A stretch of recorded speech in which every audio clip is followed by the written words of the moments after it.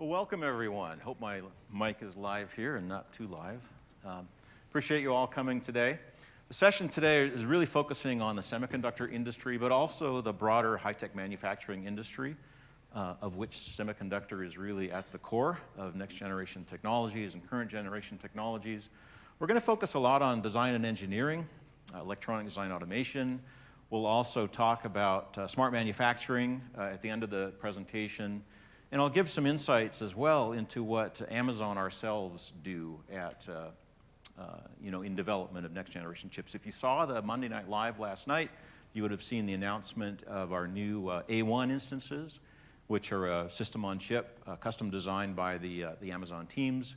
So we are in this business, in this industry, as a semiconductor company, as a fabless semiconductor company, and part of the ecosystem. And I'll talk about that as we move forward. So again, our goals here are really to talk about workloads and trends, what we're seeing for cloud adoption across the industry. And as I said earlier, many of these workloads that I'll talk about are not unique to semiconductor. They're certainly found in adjacent industries such as contract manufacturing, for example, general manufacturing. We'll focus specifically on high-performance computing as it's needed for electronic design automation. We'll focus a lot on that particular set of workflows because they're super important for innovation in semiconductor. I'll go through a few quick customer examples, what customers are doing out there. Again, not just EDA, but some of the other use cases that are important for this industry. And we'll leave, as I said, on some smart manufacturing related topics. When we think about the industry, it is a complex industry. I'm going to talk later on about Industry 4.0. and what some of the goals are of that set of initiatives globally.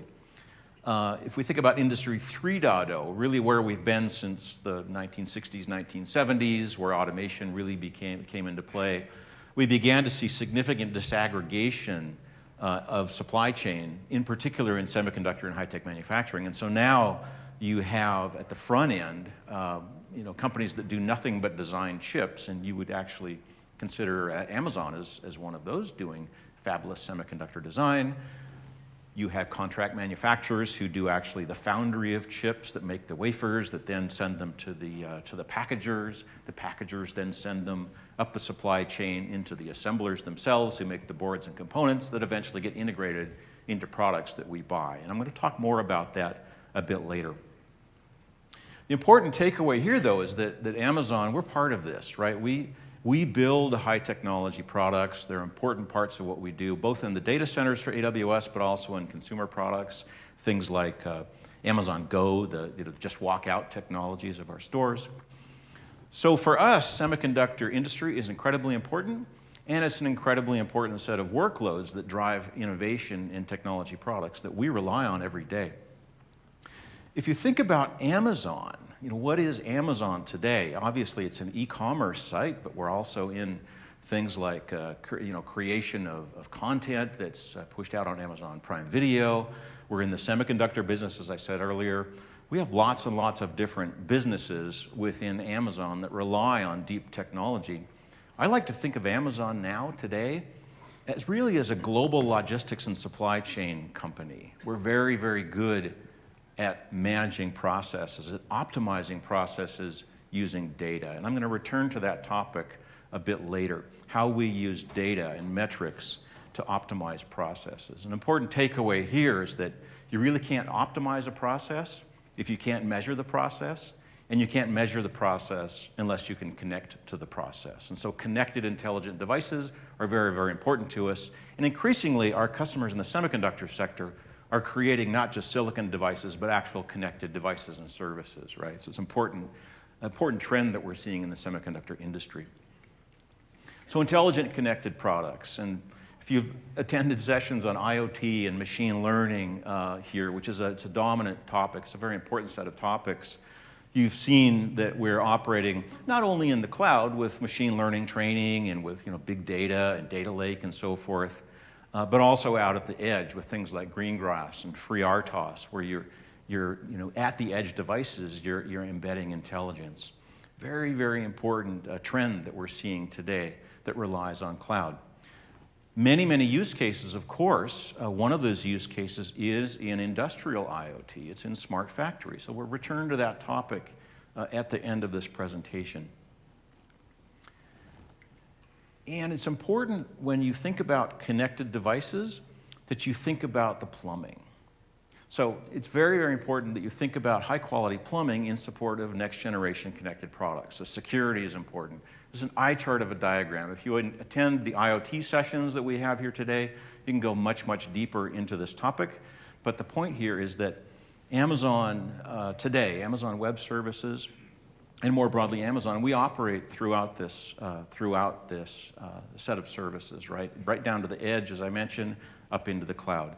And these are the devices, these are the services, these are the products that customers in the semiconductor sector are driving to create, right, through next generation silicon design, through the design of next generation services and software stacks, and increasingly these rely on cloud. And in some cases at extreme scale to rapidly deploy, rapidly create these next generation products. So focusing in a little more on specific use cases. I mentioned before we're going to talk a fair amount today about electronic design automation, because for fabless semiconductor customers in particular, this is the dominant workload. This is the heavy lift, if you will, of IT in order to get next generation products out and in front of customers in a timely way. There are other high performance computing workloads that are found in the industry, not just for electronic design automation. I'll talk briefly about workloads in HPC, for example, structural analysis, materials simulations, electromagnetics, lithography, right? These are fast-growing workloads that are required to build next-generation products.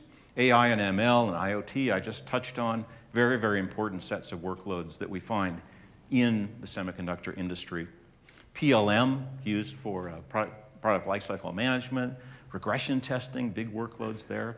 I'll cover some of these a bit later, but we are going to focus almost exclusively for the next 10, 15 minutes on electronic design automation, because that is the biggest set of workloads today in cloud. And I'm going to turn it over at this point to Mark Duffield, Global Tech Lead for Semiconductor, to walk through best practices for EDA in the cloud, for running at scale these workloads. Thank you.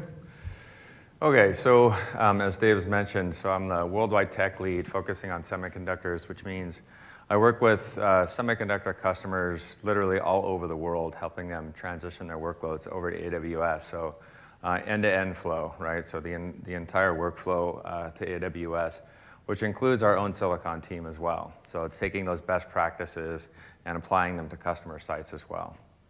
So how do we get there? So some of the factors to be considered in this space, right? So first off is really going to be security. It's where we start at AWS. The security of IP, the workflows, the tools, but also data in transit, data at rest. Everything needs to be secure, and it's definitely something we consider to be very important at AWS, if not most important. Performance. So what is going to be the right combination of compute, memory, networks, and storage to see your application perform well and to see your end-to-end flow do either just as well on-prem or even beating some of your on-prem flows. Automation, license management, something that is probably near and dear to a lot of us here in this room, trying to figure out how to manage your license servers and how many to have. Also, part of that is the orchestration software, so cluster management, bringing up all the resources that you need when you need them, but also spinning them down when you don't need them. Also, all kinds of factors that go into that as well. Remote graphics, so being able to have users all around the world to be able to do schematics or waveforms or what have you, to be able to see these displays across multiple regions without too many latency issues. And then of course there's the EDA and the IP support from the vendors, right? And so working with and helping us help you, brokering those conversations with the EDA vendors is all going to be part of this. And then of course there's the foundry support, making sure that you have the IP that you need to be able to run on the right foundry. And then also it can't be too expensive, right? So we have to think about cost optimization and how we're going to be able to move your workloads efficiently and in a cost-optimized manner to AWS. And so this is kind of a puzzle of pieces that we start with customers. And at the middle of all this is going to be the compute, is going to be figuring out what your workload is going to need from the number of cores, from the number of memory, storage requirements. All of that starts to plug into this as well. So you think about, well, do I need an NFS server? Am I okay with some of the local storage that I have? Then you start thinking about some of the networking concerns and plugging in the networking components there as well. And then there are partners and ISVs and SIs that will help us there too. For orchestration and automation, we have AWS Batch. And later on in the week, we actually have one of our own Silicon teams that built out a workshop that's leveraging AWS Batch to bring up EDA workloads on AWS. And so we're actually seeing some real big uptake in customers' interest in containerizing workloads and trying to see if they can leverage Batch as part of that. Another tool that was recently rebranded from CFN cluster to Parallel cluster is a tool that allows you to bring up more of a traditional type cluster. So think SGE or your typical schedulers that you would be more familiar with for legacy environments. And part of the visualization stack, we have nice TCV and AppStream as well. So if you look at what you have in your corporate data center currently, and some of the challenges that you may have there. So it's going to be remote graphics, it's going to be pulling in remote sites data and backup, and some of the challenges that this leads to, right? So it could be an inflexible design. So are you able to scale when you need it to, excuse me, or are you allowed to contract when you need to? Does it lead to poor utilization? And also, are you tied to these multi-year, these long-term lifecycle management engagements? So there's that, but there's also the security that you need to be concerned with as well. So if we look at that architecture, but instead now think about it, how we can actually do this on AWS, right? So in the middle of this is the VPC. So this is one of our services, this is one of our products called Virtual Private Cloud. And in there you can see all the components that you would need to start thinking about how you would run your workloads on AWS, whether that's a POC workload, whether that's the entire flow, thinking about auto-scaling groups, thinking about the different file system options. And now you need to start thinking about how that data is going to go in and out of AWS, right? Excuse me, throat's dry. Leveraging things like S3 and Glacier, and also working with the third-party IP providers as well. And then thinking about trying to eliminate some of those remote dependencies on some of the remote graphics displays as well. So now that becomes either a zero client or a thin client to where users are able to access waveform views and things like that remotely. So thinking about how you scale out these workloads and thinking about how if you have a chip design that is going to take 4 years, but rather than trying to figure out how you're going to procure what you need just for the last 6 months when you're coming up against tape out, think about the idea of what if I can launch 1 million jobs or 1 million cores right now today, and I can shut them down in 2 weeks from now. What kind of flexibility does that give you? And so we really encourage customers to start to think big. Think about things in a completely different way, and it really is a paradigm shift when you think about it. So the idea that engineers may have is, I'm going to kick off this job, but I'm not going to do it till the end of the day because I know it's going to take 8 or 9 hours. But on AWS, if you scale horizontally, that job comes down to 30 minutes or an hour. So it's also about thinking about differently about these flows and how they're going to move through the entire process. And so specific to instance types that we have, right? So this is by no means a comprehensive list of all the instance types that we have, but kind of gives you an idea of the instance types that you should be thinking about for most of these tools.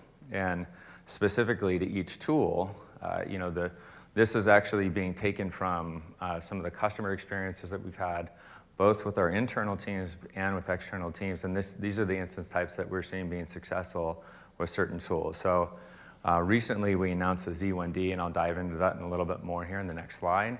But we're seeing that being a very utility instance, right? From an NFS server to running memory-intensive workloads to also CPU, because it does have a 4 gigahertz sustained processor. But then we also have the T3 and the T2 instances. So if you just need something to test, maybe you've never used AWS before, right? So getting on these smaller instances, seeing it actually work, seeing how AWS works, definitely think about something small and something that you can bring up quickly and spin down fast. And then we also have accelerated instance types, and you think about our FPGA instance with the F1 and the P3 instance as well for deep learning and AI. So, and there's additional instance here I'll call out here is with our high memory instances as well. So X1 instances, and with the newer instance types that we released recently, have up to 12 terabytes of memory. This is the Z1D instance, which in a lot of ways was made for this space. It has a very high memory to core ratio. So this has 16 gigabytes per core. It goes up to 24 cores. The vCPU column here, if you're not familiar with that, that's a thread. So if you ever see vCPU within AWS, you cut that number in half, and that's going to be the number of physical cores that you have on that server. And this is built off of our new Nitro system, which has a thin KVM layer, and it also has the 25 gigabit network capacity as well, network throughput as well. One more mention on this guy is you also get local NVMe storage as well, up to 1.8 terabytes. So this is an amazing quote, right? So this is Deidre from Synopsys, who worked with us and the Z1D, doing new runs on the Z1D. Comparison from an R4 to a Z1D, they saw a 35% gain, which reduced the time down to 6 hours faster. And this is just with one tool. So this is with ICC.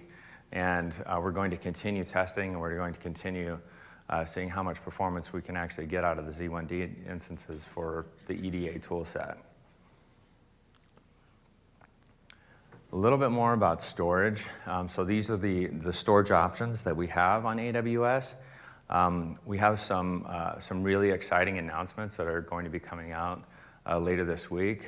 So definitely listen to Andy's keynote on Wednesday, but there's also going to be more information on Thursday. So in this space, definitely have a look at those. But right now we have Elastic File System, we have EBS, we have Instant Store, which I mentioned before in the Z1D. But for object, we have S3, S3 Infrequent Access, and Glacier. And I know that there was another announcement on S3, but I can't remember what it was. I think I read it this afternoon. But in any case, we're constantly iterating on behalf of our customers. So by no means is this a static version of where we're at with storage. And diving in a little bit more on storage. So I kind of look toward the right of this slide here. Kind of pull your eyes that way. And the idea of having S3 really be the start and stop of all your data. The idea of keeping your data in object, but only use expensive file systems only when you need them. And thinking about bringing in more data and taking out as little data as possible so you're not going back and forth across from on-prem to AWS. And that's really one of the things that we try to work with all of our customers on, is figuring out which data to pull into AWS, which data that they would like to actually keep synced across. And a quick call out to a new product. On Monday, we announced Data Sync, which does allow and should enable some of this process of data sync across from AWS to on-prem. And now we're going to hand it back to Dave. And thank you, Mark. Cost optimization. Yeah. As Mark said, there's a slew of announcements this week, and last night you certainly saw some with the A1 instances, which again were custom silicon, custom system on chip developed by our silicon teams. You saw announcements around network performance, storage sync. We're continuing to innovate. And so one of the most important elements of cost optimization as well as performance optimization is continually tracking what we're doing in compute, right? In storage management, in networking performance, and also what's happening with our ISV partners, with the EDA vendors, the CAE vendors, and how they are continuing to innovate using cloud. So it's a moving target, but it's moving in a great way. The progress forward is tremendous in this area. When we think specifically about cost optimizing, it's important to remember that cloud is really very different from on-premise environments. It gives you opportunities to scale up, scale down dramatically, to continuously refresh, right? The scale up and scale down can be rather extreme. Now, you may have constraints to scalability. For example, you've got a fixed pool of software licenses for a particular workload in your suite. Maybe others you don't. So you sort of pick the problems that are able to scale dramatically. But even if you have that fixed pool of licensing, the ability to scale up and down the IT really on demand allows you to better utilize software licenses, right? So even if you had the same performance on-prem and in cloud, you can probably get better software utilization just because you can scale up, scale down the IT resources that are needed and not have queue contention, right? A second very important point is to look at that suite of instance types that we have, continually right-size your application. Start to think about throwing large memory jobs that are only used around tape-out, static timing analysis, and DRC, right, the physical design workloads, into a different set of EC2 instances, into a different set of architecture, really, on the cloud than you do for the front-end verification, such as your regression tests, right? And start to pull apart the workflows and launch them into the right kinds of clusters on AWS that are well optimized for those. And that can save you a dramatic amount of money. Related to that is the use of AWS Spot instances, right? So if you have workloads that require running enormous numbers of jobs that are relatively short running and maybe don't have a lot of dependencies on other jobs, those are just natural to run on EC2 Spot. And the rates of termination on EC2 Spot are really quite low. So if you really manage Spot instances well, you can run applications that are critical, business critical, that have an SLA for completion time on Spot very, very effectively and save tons of money. So it's a very common now for us to see customers in manufacturing, customers that are doing large-scale simulations, begin on AWS, perhaps in a less well-optimized way. But when they begin to learn about Spot and optimize around Spot, their spending just goes down dramatically. We see it again and again, and we want to encourage that up front, that you use Spot as soon as possible. And think about refreshing. So Z1D came out recently. We announced also M5A, the AMD-based instances. The A1, right, just came out. So always think about, can I re-architect for different instance types that maybe I hadn't considered before? Constant refresh is a very important part of a well-optimized cloud environment. And also think about your EDA license utilization.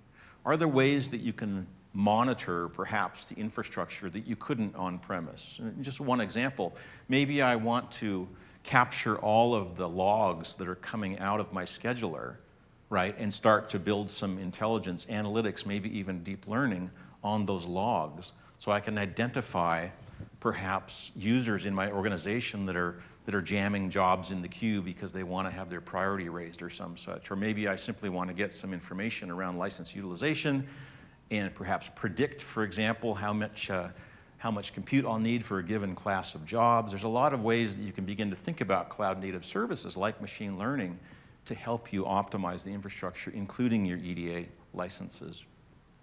And as I just mentioned, think about cloud pricing models. That's very important. Think about a base set of reserved instances for what you know you're going to need, the long-running jobs, right? The mission-critical jobs you want to save money to, reserved instances.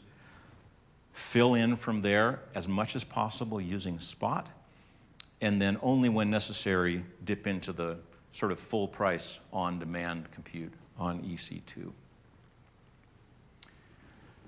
And that's a super important technique, right? If you're not familiar with the pricing models, I'll just highlight them briefly here. And there's a lot more granularity to these pricing models than I'm showing here. But on demand, basically you're paying with an hourly price on a per second metering basis. It's a fixed price. You launch the instance, you pay for it as long as you need it. You shut it down, you stop paying. Some people call it coin-op computing. It's very convenient. It's very cost-effective if your utilization is relatively low. It's a great way to scale up and do those first POC projects. Reserved instances, as most of you know, it's either a 1-year or a 3-year, either all up front or over time. There's different models of reserved instances. And this is where you're making a commitment for a particular type of instance, like a C5, for example, or a Z1, that you're going to be using that for that term, right? It's sort of by definition 100% utilized, but you can scale it up, scale it down if you need to. So again, that's a great place to put, databases or even license servers and so forth, right? You're going to have up and running for a long time. Or the base workloads that you're going to need running day after day after day that are difficult to run on Spot, which I'll cover next. So Spot instances, very, very powerful. If you have not investigated or used Spot in your environments, please think about it. Spot is us offering whatever excess unused capacity there is in various capacity pools around the world in our regions and availability zones that you can access through a very low-cost model. At times, up to 90% less than the on-demand full price. It's dramatic price savings by using Spot. The trade-off is that the availability of Spot depends on a particular capacity pool, and the demands, for example, on, let's say, a C5 instance family in a particular availability zone in a particular region. And so if there's a run on that instance type, there's a lot of demand for it, the capacity pools on Spot will go down, and we begin to evict, right, and terminate with 2 minutes of notification the jobs that are running on Spot instances. So you're probably not going to put your human resources database on a Spot instance.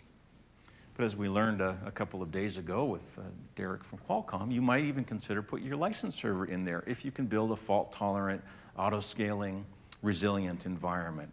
It's really surprising what you can do with Spot once you begin to understand how to manage terminations and manage operating fleets of Spot instances across availability zones and different capacity pools. Very, very powerful.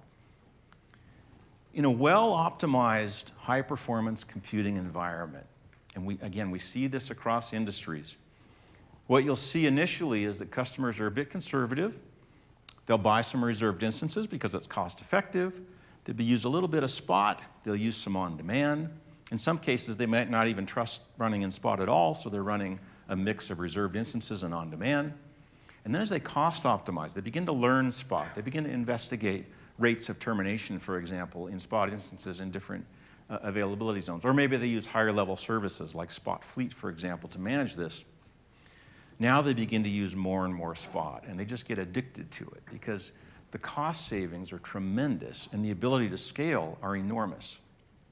I'll talk in a few minutes about a specific example of this extreme scaling using Spot with a manufacturing customer, actually a customer in the high-tech sector. Mark mentioned the support of EDA vendors is very important, and EDA vendors have been very cooperative and helpful with customers migrating to cloud. Foundries are also coming on board. This is a quote from TSMC back in October. They announced this virtual design environment initiative at their Open Innovation Platform Forum. It's a great quote. The cloud is pervasive, will fundamentally influence silicon design. And that's what it's all about, right? If we can accelerate silicon design, accelerate the innovation process, then the pipeline of new chip starts that go into the foundries just goes up dramatically. So it's good for foundries, it's good for all of us if we can innovate faster in this sector. And a call out to some of our partners in this sector, and all of these are partners of AWS. All of them are here in various capacities at reInvent this year. Cadence and Synopsys, Mentor Graphics, now part of Siemens, very important EDA vendors, all of whom have cloud initiatives supporting cloud-based customers. Ansys, of course, a well-known CAE vendor that also has EDA software. For example, their Red Hawk product line runs very well in AWS. I've mentioned Siemens, their broad product line, not just EDA, but also in IoT, for example. Xilinx providing the Vivato tool set used for FPGA design with our F1 instance. And then on the bottom, of course, those that are offering a scheduling software, such as Platform LSF from IBM, Spectrum LSF, I think it's now called. ARM offering development environments on our F1 FPGA instances, and that's a session that's happening, I think, later this week, F1 instances. Altair with PBS Works. Altair also now has FlowTracer, RTDA, and Univa with Univa Grid Engine, the old Sun Grid Engine environment, which I'll talk about in a few moments, its ability to scale. EDA vendors in particular have been very progressive in support of cloud and in helping customers on board to cloud. And just a couple of call outs there. Cadence Design Systems has been offering for some time now hosted design solutions, which is on the right side of this chart. And that's a software as a service, if you will. It's a managed service that Cadence provides for full chip design flows running on cloud. And they give customers a number of options to scale up, scale down, and really not think so much about IT. On the left side is more of a customer-managed environment where Cadence, through their Cloud Passport program, will help customers onboard in their own AWS accounts. So giving both of those options is very important for customers. Some want a fully managed environment, some want to manage their own destiny with the help of the EDA vendor. Similarly, Synopsys offers a suite of solutions there. Customer-managed environments where they help to deploy. They support deployments on cloud. A Synopsys-managed Synopsys cloud that can be used for full chip, right? And also on the emulation side, the ability to access emulation without having to purchase an emulator through a managed service. And emulation, by the way, that's a very important set of workloads in the electronic design automation area. And all three major EDA vendors have emulation products, Cadence with Palladium, for example, Mentor with Velace, and Synopsys with Zebu. I hope I got that right. All of these are now available in more on-demand models, similar to a cloud model. And in some cases, these are directly connected to AWS, providing customers that are running EDA workflows in the cloud to access emulation. One of the important reasons to do that, by the way, is that if you're running emulation of a silicon device, you have to build the emulation models, if you will, that you're going to run on the emulator, and those themselves are quite compute intensive. And because the emulator is rather expensive and specialized piece of hardware, you want to keep it very, very busy doing the most important tests, emulations, and so you actually want to do a lot of emulation builds and have those in the pipeline ready to run in the emulator. And scaling up emulation builds on the cloud is a really important and powerful set of workloads. I'm going to walk through just a few quick customer examples. We have a case study with NXP Semiconductor. NXP has been running EDA simulations and a variety of other workloads on AWS for quite some time. They actually started this back in 2012 to burst out some of their EDA workloads onto AWS. And this continues today, as well as NXP doing things in the IoT area and in software development, stacks. Very important customer. Xilinx has been using AWS now for some time to run regression testing. Now, Xilinx is not per se an EDA vendor, but the EDA software that's used for chip design, specifically for FPGA design, the Vivato tools, which are used for simulation and place and route of FPGAs, This is very powerful EDA-like software, and the testing of this software, the regression testing of this software, is very important and very challenging. And so they scale this quite large on AWS to get those regressions done much faster. MediaTek's an example of an organization that does a lot of IoT products. They're an IoT partner of ours. We have a case study that talks about their ability to more rapidly innovate around IoT product development using AWS. A little bit further from EDA and from Semiconductor is in Korea. So Korea, LSIS, is an organization, it's quite a large company actually, that provides a smart energy infrastructure. And so they've been using, with our partner Rescale, a variety of CAE solutions, including solutions by ANSYS and Siemens and others, running at scale and getting dramatic benefits, in particular using spot instances, as I mentioned before, to more quickly develop next generation technology products in the area of smart energy. Let's talk about Western Digital. Western Digital has been using cloud for some time now. And Western Digital has two important initiatives or scale-out workloads they run today on AWS. There's actually many others that they run, but these are two important to highlight in the design and engineering space. The first one is the big data platform that they've created. I'll talk about the need for this in a few moments, why big data and data lake is becoming so important for high-tech manufacturing. The big data platform really started as a way to scale out, at Western Digital, as a way to scale out a Hadoop cluster and to start to get information, yield analysis, for example, or process changes, yield divergence, right, in different manufacturing facilities around the world. So they wanted to take all of these islands of data in different manufacturing facilities, pull the logs, pull the information into a data lake, and start to run analysis on that. Once they've got the data lake in place, as we would call it now, this big data platform can then quickly evolve. And so now, in addition to running that sort of Hadoop environment and other analytics tools and Tableau and so forth, they're able to deploy machine learning on that same data. And so Western Digital has spoken, for example, at the NVIDIA conference about the use of NVIDIA GPUs to do TensorFlow training models with this use case, right? And that's an important reason to move to cloud. You can very quickly apply new technologies in the area of machine learning and big data analytics. On the HPC side, and this is particularly exciting, they have been using cloud for some years now to run large-scale simulations, for example, to do characterization of drive heads. Western Digital is a storage vendor. They do solid-state devices. They do hard drives, very high-density hard drives.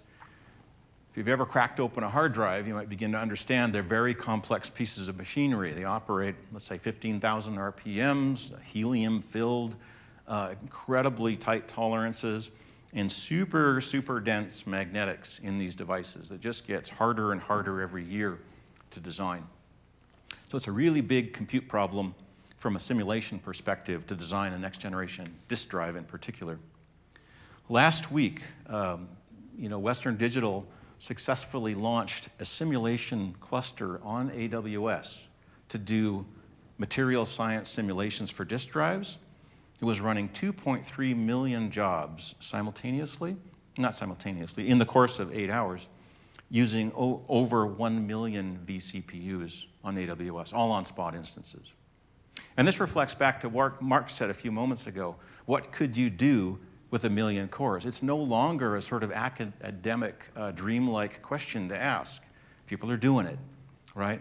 What if I could bring my 20-day simulation cycle, which was already quite massive, down to 8 hours using 1 million vCPUs? This is now practical.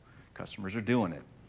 So if we can find use cases like that in sort of bread and butter electronic design automation, or in areas like lithography, computational lithography, and design rule check, think how much more quickly we could get silicon products to market. So our own semiconductor teams use AWS extensively.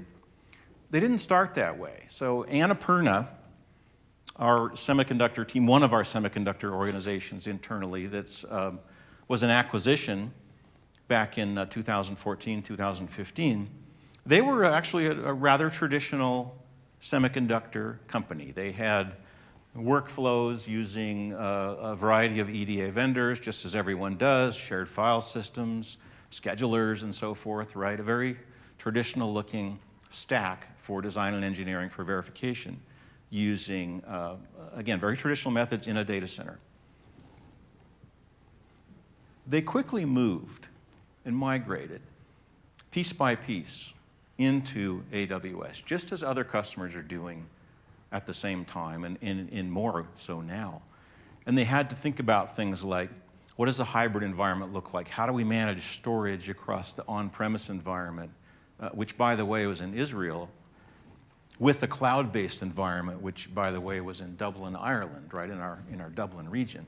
How do I deal with latency? How do I begin to rethink the workload? And this took some time. Migration is never trivial. But once they're there, there seems substantial benefits in ability to scale and tape out more quickly, get higher quality products. The Annapurna team will speak tonight. What time is that talk? I think it's 3:15. I'm asking Mark the tough questions. If you don't have this on your schedule, please look it up. It's Amazon on Amazon, I believe, is the name of the title. And this is our Amazon Silicon team talking in much more detail about that architecture and how they run electronic design automation on AWS. 4:45. 4:45 at the MGM. MGM, thank you. Thank you. So yeah, EDA is moving. EDA has a long history, a long legacy, but we are seeing cloud migration, and we have a lot of learnings ourselves from internal users that are doing this effectively. The white paper that perhaps you have seen, that Mark and others on the team have helped develop, was really driven in large part by experiences internally in our silicon teams, as well as working with customers externally. I want to pivot now and talk about other parts of the puzzle here. So not just electronic design automation, which we'll go deeper on in other sessions, such as the Amazon on Amazon session later today. I want to talk about smart manufacturing, Industry 4.0, and how this relates to improved silicon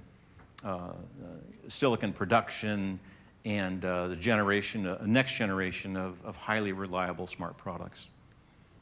If you're not familiar with the term, Industry 4.0 really refers to this next wave that's really starting now around what's commonly called cyber physical systems. And there's a lot of aspects to that. But if you think about history, right, go back to the 18th century in Industry 1.0, which was really mechanical production, the early use of machinery and mills and so forth. And really water and steam was that era, so think of the Victorian era, right? You move into the 20th century and we're become a petroleum-based environment, mass production, Henry Ford and all of that comes into play, and we begin to really be able to crank out very consistent products at high scale, but typically with highly vertically integrated companies, like a Ford, for example, or a General Motors. Now you move into Industry 3.0, which really became quite prevalent in the 1970s with the advent of mini computers and the ability to automate to a much greater degree. And that's really where the silicon design world began and still exists, right? The idea now that you've got different parts of the supply chain that are well optimized to do what they do, and then they throw it over to the wall to the next participant in that supply chain. Now it's highly automated, it's highly informed by data, there's a lot of software behind it, right? Both in the design and engineering side with things like simulations, but also on the production side with factories that are increasingly using robotics. So what is Industry 4.0? Industry 4.0 is where you really bring a lot of this together. And key to Industry 4.0 is really cloud. And why that is because Industry 4.0, the idea of cyber physical systems is you need to have significant amount of machine learning driving it. You need to be able to collaborate across the supply chain for greater yield, higher quality products. You need to do things like think about simulation, not just for design and engineering, but also for digital twin. If you haven't heard that term, digital twin is the idea that simulation doesn't really stop at the design and engineering phase. You keep the digital twin, that simulated product, up and running and capturing data and state data and running scenarios so that at all times you can, whether it's doing training or maybe experimenting with scenarios out in the field as you see new, think of self-driving cars, right? The digital twin for the self-driving car is up in the cloud, and it's helping you to understand what went wrong or perhaps predict what's going to happen next in the digital twin. So simulation grows from just being part of design and engineering into actually being part of deployment. That's the idea of a cyber-physical system. And there's so much more in Industry 4.0, and cloud enables this because you've got the scale for data storage, to run those digital twins, to do massive simulations, right, and to collaborate in a secure way. So how does this relate to semiconductor? If we kind of bring it real, how does machine learning in particular apply to semiconductor? We're starting to see machine learning deployed throughout this supply chain, throughout the value generation. On the EDA side, EDA vendors are already using machine learning in their algorithms, and I've just listed a few either potential or real use cases here, but the EDA vendors are doing this already, right? So think about place and route. That might be a great place to do machine learning and informed routing and so forth. Or think about design rule checks, for example, where machine learning can absolutely help you to predict where you might have errors and corner cases that you might want to investigate more fully. On the foundry side, machine learning is used to do things like predictive maintenance. When is that materials handling machine going to fail? Or that, if I start to hear a noise on that bearing, does that indicate that, that my cryo pump's about to go out, right? Predictive maintenance. And also we're seeing the use already of foundry data and machine learning to look at yield analysis, similar to what I described with Western Digital. These are very real use cases. And we are absolutely seeing cloud adoption in these use cases already in machine learning. But it's still early days for machine learning in Industry 4.0 in the semiconductor sector. If we look at smart manufacturing in foundry, but also contract manufacturing, the data lake strategy that I mentioned before with Western Digital example is extremely important. So data lake means I'm going to take all the data I can. I'm not going to throw away anything. I'm going to pull the logs that are coming from that cryo pump. I'm going to pull data that's coming from my digital twin in a simulation. I'm going to pull field data around failures and so forth into a common storage area, S3. I'm going to spend a little bit of time probably normalizing that data, putting some metadata around it, but I'm not going to overthink that. I'm just going to get it into one place. So now my data scientists or my business analysts, the folks that work on process improvements in the design side or need to support the product in the field, in a controlled, governed way, have access to that data and the tools they need to actually do analysis on that data. And there are many ways on AWS, of course, for the data to come in. The data ingestion could be streaming with Kinesis. It could be brought in bulk with a Snowball. There's all kinds of ways you can get the data in. And that may involve a curation of the data because maybe the data collection's happening on a piece of third-party hardware that's in my foundry that's operating on critical process data that I don't want anyone to see. So I want to curate that data before it lands in cloud. Curation's important, but once you've got that data lake, you've got that strategy, now you've got a large arsenal of tools to put against that data. And that arsenal of tools continues to improve. As I said before, maybe I started with Hadoop, maybe I've got some third-party analysis software, maybe I start to do some high-level machine learning, maybe I hire a data scientist, roll up my sleeves and actually do some TensorFlow training on GPUs. You can do all that stuff because the data's in one place and it's well protected. So a modern data architecture really requires that you've got a place to store that data in a data lake, unstructured, structured, all of it there together.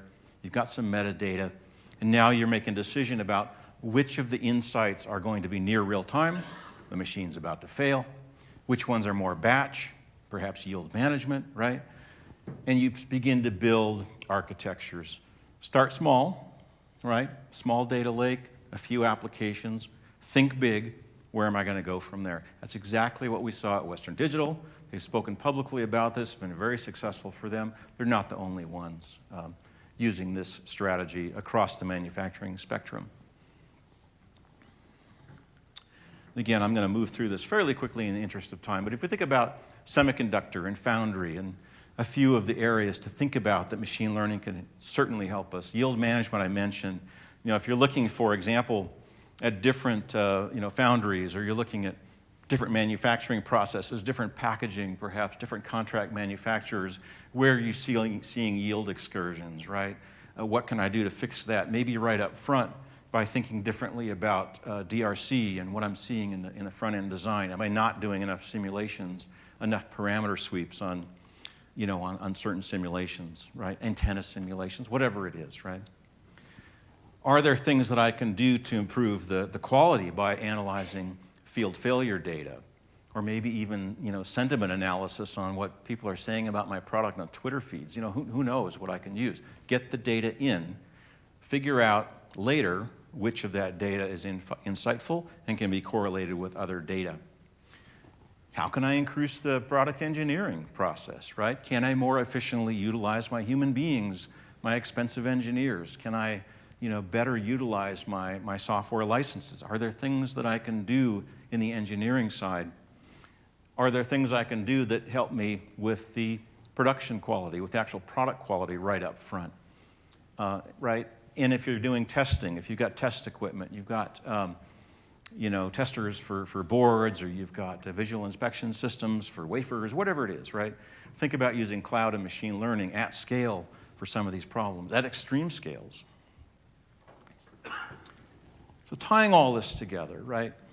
Industry 4.0, if it's about anything, it's about improving the entire supply chain, right? So tying together in a secure, well-governed way what's happening up front in design and engineering, and specifically in semiconductor, that's electronic design automation and things like DRC, design rule check. What's happening in wafer production, getting access to, in a secure way, the necessary information about wafer production and yield analysis, right, and so forth. So I can do things, for example, like more intelligently bin my wafers, my dies, right, in a stacked die product. Well, machine learning can help, and getting data from the foundries can help with that. Are there things in the chip packaging side that are actually impacting quality? I need to get that data in too. And allow these different stakeholders in the supply chain to collaborate more effectively and not simply have, walls between them. So for example, maybe I've got a problem, back in the assembly side that I've sort of traced back to some electrical issue that happened in packaging that could really be, better designed out if I went right up front and said, hey, engineers, how about if we think about these pinouts and not those pinouts, and here's why, and I don't know, I'm not a designer anymore. But the idea now is that you've got a secure chamber that you can create to collaborate. Maybe I want to have somebody all the way back in the OEM that's going to consume my product collaboratively do a simulation, right, that involves the semiconductor supplier, the IP suppliers. I don't want to open ports into either one of my data centers for sure, but maybe I can create a collaborative environment in the cloud, a chamber to do exactly that. Or maybe just to debug a problem with your EDA software, create a chamber for that. Collaborate with your IP provider, create a chamber for that. So cloud makes it very easy to stand up these chambers, to run workloads in them, to collaborate, and then tear them down. They just go away forever, right? So that was a lot of topics around semiconductor. Any one of those topics we could have drilled down into a full 1-hour session. There's more sessions. If you're interested in Smart Factory and Industry 4.0, there's actually quite a few sessions of interest. There was one in here just before this with Fender guitars, I guess, talking about Smart Factory and smart production there. But optimizing smart factories using data lakes and ML, I don't know when that session is. You can look it up, MFG201. They'll go deeper into this topic of how data and IoT as well can be used in smart factory. I mentioned later today Amazon on Amazon, how Amazon designs chips on AWS. That'll be a very insightful talk for those who are actually in the front-end design part of this, who were doing fabless semiconductor customers, for example. Yesterday, there was a session by Derek McGill of Qualcomm on how to build highly performant, highly available license servers in the cloud. That's done, but it'll be, I don't think that's recorded, that Shock Talk. So you'll have to go find Derek to see what he was talking about. But it was a fascinating talk about how you could create, for example, highly reliable triad of license servers and even use spot instances for them if you architect correctly. And on the FPGA side, if you're interested in what's happening on FPGA acceleration in the cloud, the custom hardware acceleration with Amazon EC2 F1 instances, I think that's later in the week, and that includes a reference and actually a discussion by ARM about how they're using FPGAs in the cloud to create a development environment for startups and for academia with their latest generation ARM IP that's securely embedded into an FPGA, and it allows the developers to quickly create solutions around that without exposing that IP publicly. So lots happening here. reInvent is an exciting time. Thank you all for being here today, and we'll be here. EDA workshop on Thursday. The EDA workshop, is that fully subscribed yet? Or No, we have slots open. Great, so there's slots open if you're interested in the EDA workshop that's happening on Thursday. It's a hands-on workshop. Come up and speak to us. We'll give you a pointer to that, or you can find it in the catalog, presumably. Yes. Great. MFG 401. Thank you so much. Thursday, 3:15, I think. Great. Yep. Thank you. So thank you all for coming today. Really enjoyed the conversation, and we'll be here for a few more minutes if you have questions. Thank you. Thank you.